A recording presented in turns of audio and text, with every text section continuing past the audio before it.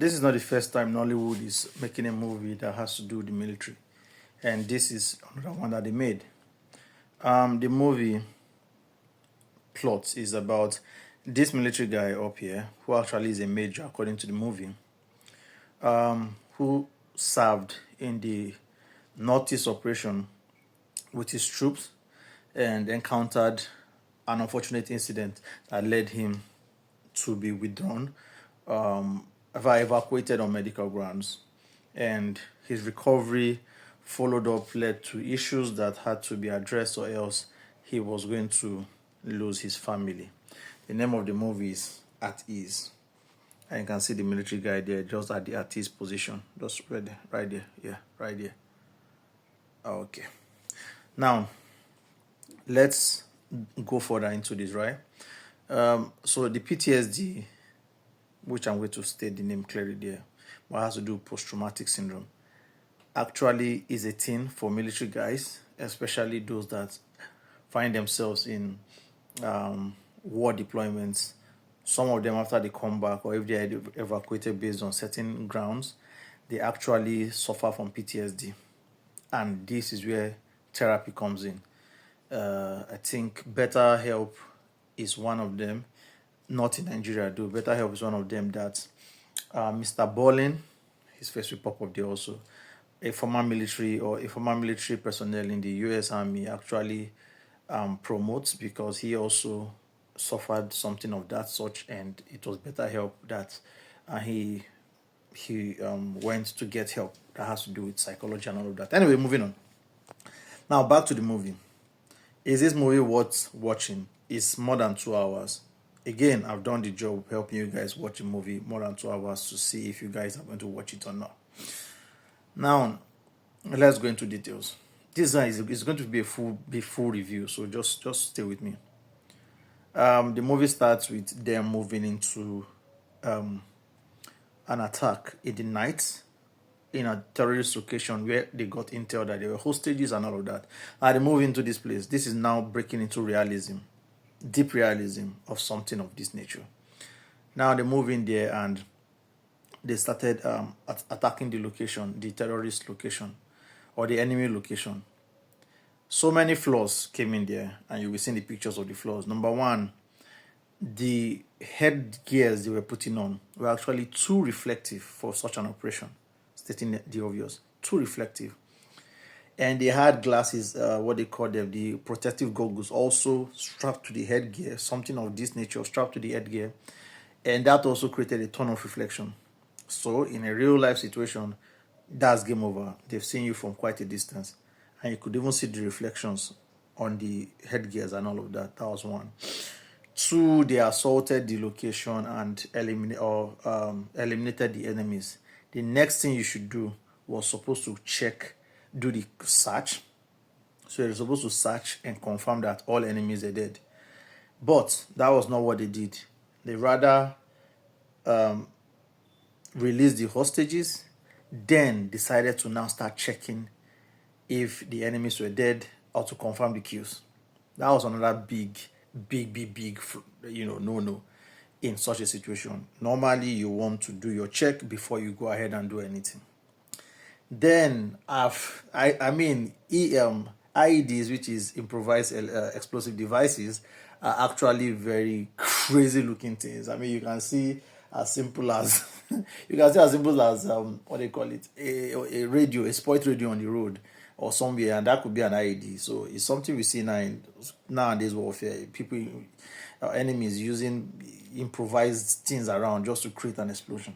But this one we saw, please, you guys stop it, Nollywood. You guys just took this meter. So I have this meter for those in the electrical field. They have the meter. They just strap meter to some funny things that it was just beeping throughout. And we had this number counting down and all of that, and it was beeping. That was the funny part. It was beeping, so they were supposed to know that something was beeping. That means that place is not safe, and so many things are just there to analyze, because if you look at it, why would you have an IED placed on someone, or somebody covering an IED in an area where they were so relaxed? I mean, the enemies were so relaxed and just chilling. Basically, they wanted to go and sleep.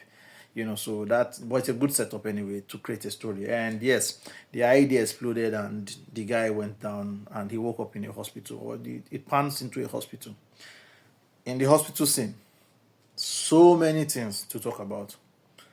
No, I don't know the hospital and I'm not in the medical line, but I think I have some knowledge about some, medical practices. First off, we have the machine that showed the BP at a point, and this is where I give credit again to Nollywood. They did a good job. We saw the progressive healing of the guy, even down to his BP reading. And I think they intentionally showed you that to really make you know that they know what they were doing. And shout out to who did that, detail there. We saw the reading at about 150/95, which was quite high, especially for someone that is not hypertensive. And over time, it dropped to about, I think, 120/75 or 130/75, which was very beautiful. And this is over a period of time, so it was a very good detail. The point I don't understand, and let the medical guys help us out, is why did we have two machines reading BP simultaneously? And pulses, it's reading pulses, is taking what they call it, the heartbeats, or the pulse reading is taking the, what again?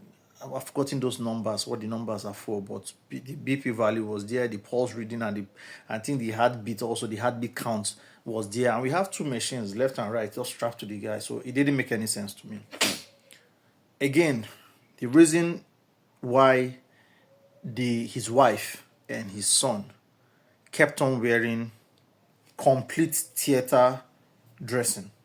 They were wearing scrubs, wearing protective shoes, or protective what they call it, nylons over their shoes, which makes sense. We understand that point. And they also had the protective hairnet on them and hand gloves also at a point. Just to go in to see the guy became very like, what is going on here?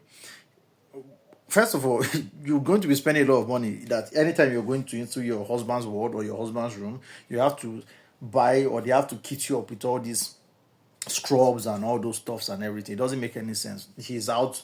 He's just on a irregular admission at this point. Whatever was done to him has been done. So he's in just a regular ward, and you have to dress up with all this stuff just to go in and all of that. It didn't make any sense. I understand the idea around it, but I don't know if it's real hospital practice that you have to wear all these scrubs or whatever. I know the shoe protection is very necessary, right? Because you came from outside and you have to come into a medical facility, so you should protect. Don't bring in whatever you had encountered outside into this place, right? So that was, but the hairnet, it's not surgery. You see that when people are going into surgery, the surgeons are dressed like that and all of that. So why were almost all the visitors that were going into this particular character's room always dressed like that?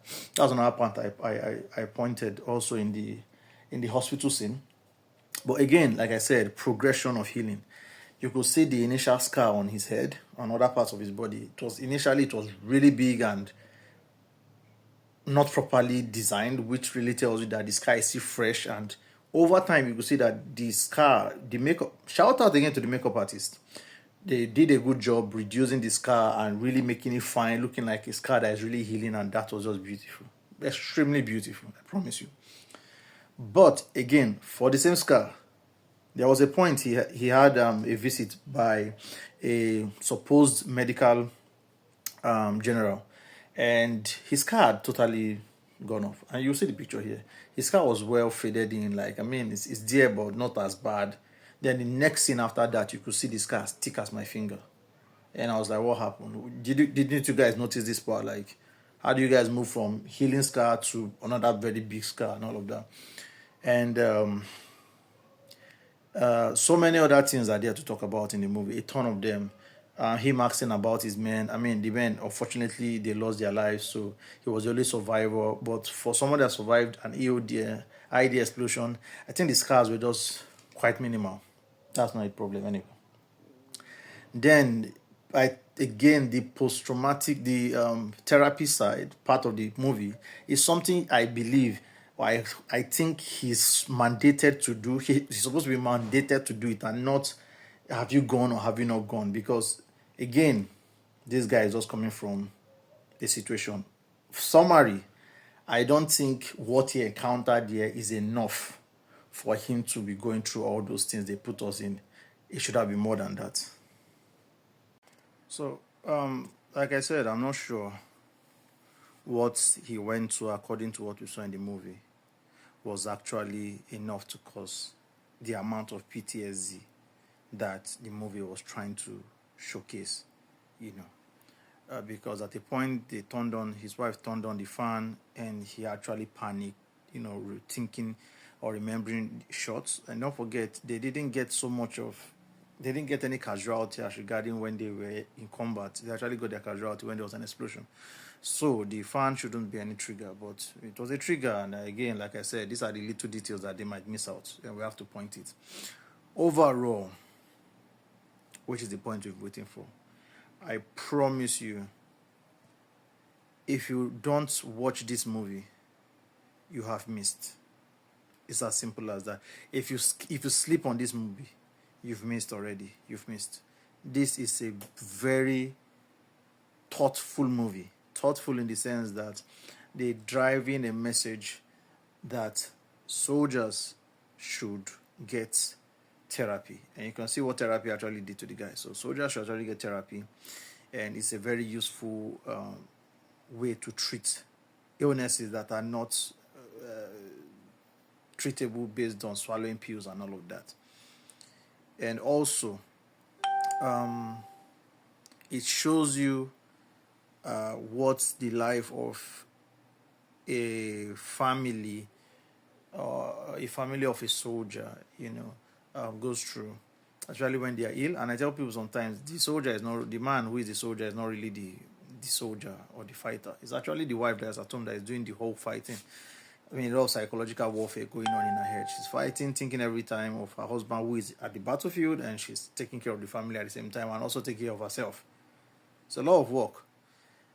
Finally, shout out to all the fallen heroes from the Nigerian military, all arms of the military. Shout out to them.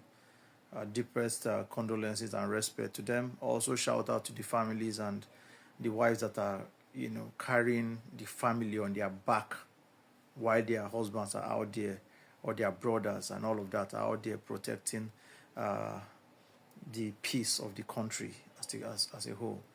Again, this movie, I don't want to give you a rating, but if I'm to give you a rating based off all I saw, irrespective of all these minute details I complained about, this is a solid 8 to 9 over 10. Easy, beautiful movie. I highly recommend. What a wonderful Nollywood piece this is. Shout out to the producer, the story writer, the makeup, in fact the whole team. Big shout out to them. With that, let's see what else we have to review.